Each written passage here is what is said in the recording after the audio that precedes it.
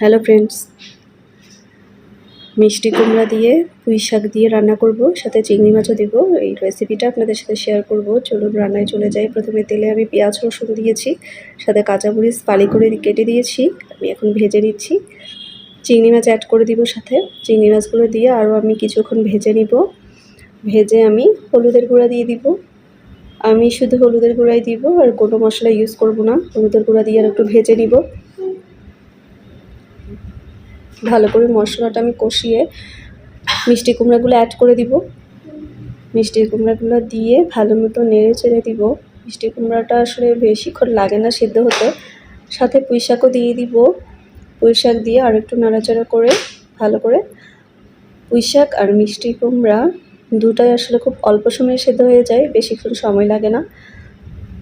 ভালো করে মিশিয়ে নিয়েছি। একটু লবণ অ্যাড করে দিব। লবণটা দিয়ে ভালো করে আর একটু নেড়ে চেড়ে দিব। নেড়ে চেড়ে আমি এখন ঢাকনা দিয়ে দিব। ঢাকনা দিয়ে কিছুক্ষণ সিদ্ধ হতে দিব। সামান্য সময়, বেশিক্ষণ না, জাস্ট 10 মিনিটের মতো ঢাকনা দিয়ে রেখেছি। সিদ্ধ হয়ে গেছে। পানিটা একটু শুকিয়ে আসলেই রান্না হয়ে যাবে।